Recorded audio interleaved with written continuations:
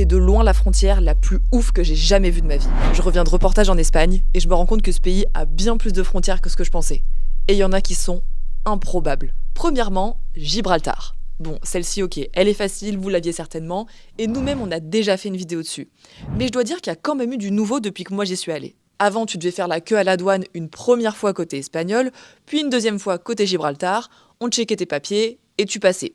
Alors pour des touristes comme nous, ça allait, mais pour des gens qui devaient traverser la frontière tous les jours pour aller taffer, c'était clairement relou. Et toute cette galère, c'était à cause du Brexit, parce que Gibraltar, territoire britannique, faisait tout simplement plus partie de l'UE ni de l'espace Schengen. Et si je parle au passé, c'est parce que ça devrait changer.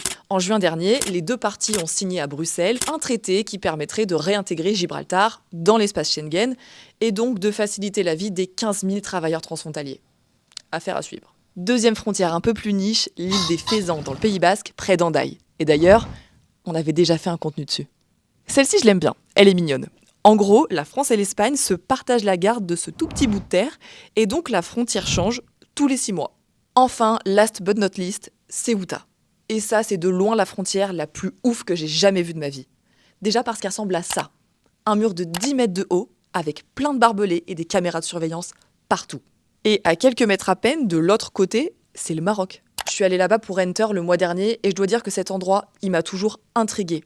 Déjà parce que ce mur-là, qui fait 8 km de long, en fait, c'est l'horizon des habitants qui habitent dans Ceuta, mais c'est aussi l'horizon de milliers de migrants qui rêvent de le traverser chaque année pour atteindre l'Europe.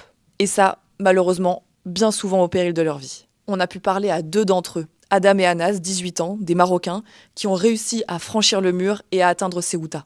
Leur témoignage est à retrouver dans notre dernière vidéo YouTube, le lien est dans la bio.